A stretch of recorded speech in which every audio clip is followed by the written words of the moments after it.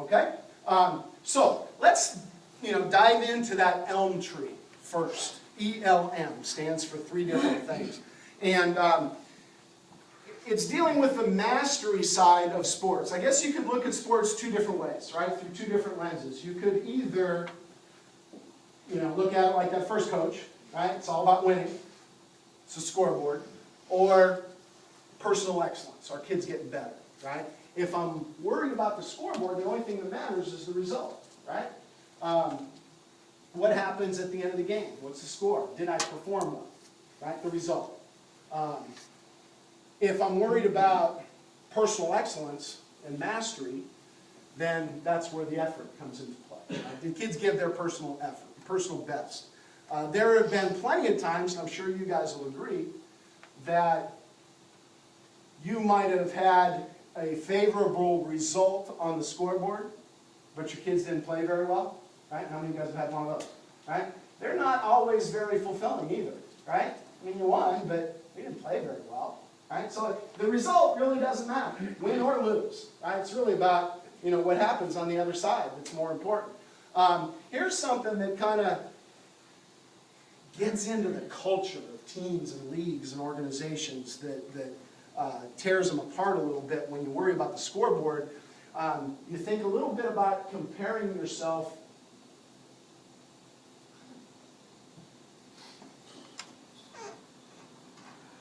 with others, right? So I'm in a league and I'm fighting for first place, right? So I start comparing myself with the first place team instead of really just worrying about my own improvement and getting as good as I can be, right? I shouldn't be worried about keeping up with the Joneses necessarily, right? Same thing with business as an organization. Where this starts to get bad is a little less of that and a little more of kids start to compare themselves with other kids on the same team, right? How come Johnny pitches and plays shortstop and I have to hit last and play 2 innings in the outfield, right? And worse than that, who else gets involved in that comparison? Moms and dads, right? Moms and dads, and they're keeping track of that for sure. So really, they shouldn't be worried about that comparison with other kids. They should just be worried about their own kids' individual learning, right? Their improvement, right? Is my son learning and improving? I will sit down with a parent all day and talk about their kid and what their kid needs to do to get better, to earn time, to achieve whatever goals he is trying to achieve, right? I won't entertain the discussion of why, Johnny is playing less than Tyler, right? That's an inappropriate conversation. As soon as you bring that other person into it, that's none of their concern, right? It's my concern as a coach. I got to worry about 12 different kids. They're worried about their, prized possession. I get that, right? But yeah, we want to try to get them better, have that conversation. But as soon as somebody else comes into the conversation, it's not necessarily appropriate. So the comparison with others really starts to tear down teams, right? Whether it's coach, players, or even worse, parents, right?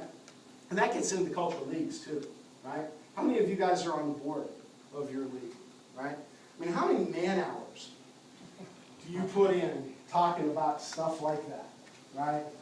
Mrs. Williams called, and she, right? I mean, too many, right? So if we can eliminate a couple of those problems, that's saving everybody time and money. If I'm only worried about the scoreboard, mistakes are bad. Mistakes help you lose, right? I mean, there's a runner on second base and I let a ball go through my legs, that runner might score. That hurts me on the scoreboard, that's not good. Because mistakes are not okay. Are mistakes okay? So up there it says mistakes are okay. Why do some people say mistakes are okay? That's how you learn from it. So what I like to say, if I use that acronym ELM, I like to say effort learning and mistake management. Okay? Mistake management. Because if you manage a mistake well, you learn from it. Right? Every mistake isn't okay if you don't manage it well. Right? Because then we, don't. All the people that shook their head, yeah, about mistakes being okay. Are there any mistakes that aren't okay? So unsportsmanlike mistakes are not okay. What others? Safety. Okay? So I've got a group of 8, 9, 7, 8, 6, 7, 8, 9, 10-year-olds, various levels of experience. How do they know what sportsmanlike and safety is? Got to come from the top, right? So we've got to teach them first, right? That first time that little 7-year-old that plays, that just came into the sport, right, you know, strikes out and comes in and beats up the Gatorade container in the dugout, can we blame him? It's what he sees on TV, right? So we've got to, you know, we've got to explain those things, right? No, this isn't how we behave, and this is why. So yeah, so we've got to behave. Same with sportsmanship, right? We've got to lay that groundwork over and over again, and it's a process, okay? Sportsmanship, safety issues are not okay. Other mistakes aren't okay? Attitude. Yep. Poor effort. That's never okay. Right? Lack of effort. How many of you coach your own kids? That's not a mistake. Right? Is it ever okay for your kid not to give their best effort? Right? No. Right? No. So yeah, best effort is a must. If you don't... I'm playing infield, run on second base, and there's a ground ball, and I don't really go after it very much. It goes in the outfield, run scores. That hurts us on the scoreboard, right? But that isn't why the mistake is not okay, right? That isn't why I would be disappointed in that play, right? Why would I be disappointed?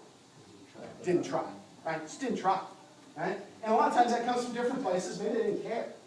Okay, you got to care, okay? That's not... So, you know, you could look at mistakes through the same two lenses, right? And if it angers you when a mistake is made because now you're another run down on the scoreboard, or game's getting closer, or we lost the lead, or whatever, right? That's the wrong lens to look through, right? Let's look through the mastery side and figure how we can learn from that, how we can manage it, how we can get better. All right, so lack of effort isn't an okay mistake. What other mistake is not okay?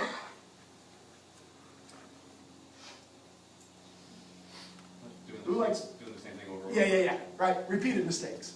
Right. Repeated mistakes aren't very good. Okay, they're not okay. But it isn't really the fact that you made the same mistake. It's the fact that you haven't done what? Learn. So it goes back to the L again, right? Effort and learning. When it comes to learning, that's a two-way street, right? We got to look in the mirror sometimes when kids make repeated mistakes. Maybe we're not teaching it so well. Or maybe we're not teaching it in a way that they understand it. Or maybe we're trying to teach something that they're just not ready for yet at their level of play. Or not ready to be consistent, right? Like there's some levels of play and some things that you might do where a kid can get it, right? But he's not ready to get it all the time, or most of the time, right? So we've got to, you know, look at that part of it too when we're looking at repeated mistakes.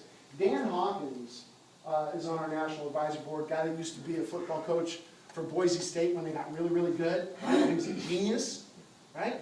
And then he went to Colorado and forgot everything about football. Right? That tells you something about winning or losing, right? That's a genius. The next year he's dumb? No, he knows the same amount of football. So he was talking to his line coach at the end of a practice. The line coach came in and was complaining about, you know, one of the players and said he's the dumbest lineman in America. And Dan Hawkins said, why? He's made the same mistake 100 times, the coach said. And Hawkins said, well, maybe you're the dumbest line coach in America because he's still making the same mistake, right? You've got to figure out a way, right? Figure out a different way to get through. So, yeah, we got to learn from those mistakes. So the interesting thing about that mastery side, right? Effort, learning, managing mistakes. Can your kids decide, all right, today I'm going to practice, come to practice, and I am going to try my hardest. Is that something that a kid could do? Yeah, they can make that decision, right? And a coach could, or a kid could probably come in and say, I'm really going to try to listen to the coach today. Try to listen to the coach, try to listen to the coach, right? So they're going to try to listen to the coach. So that's within their control. They could probably learn how to manage their emotions after a mistake. Those are things that they can learn. They're in control, right? So, if we worry about things that we can master, we're in control. How do you guys feel when you're in control? Right, your job. Right? What happens to your nervousness? Right, your anxiety. When you're in control, what happens to it? It goes away. Yeah, it goes away, it goes down. And how about your confidence? Yeah, it goes way up. Right? So it only makes sense then, if it's presented logically like that, that we only think about things that kids can control. And like McConaughey said, can you control whether the other team is bigger, faster, stronger, more experienced? That's not in your control at all. And that decides most of the games. Right? Who's bigger, faster, stronger, more experienced. Right? So why worry? Right? Why worry about those things? Worry about the things that they can control. Okay? And then you're going to have confident kids who are less nervous. Right? That's what we all want. Okay? Don't talk about the squirrel. Talk about the next play. Right? What they need to do to get better. All right?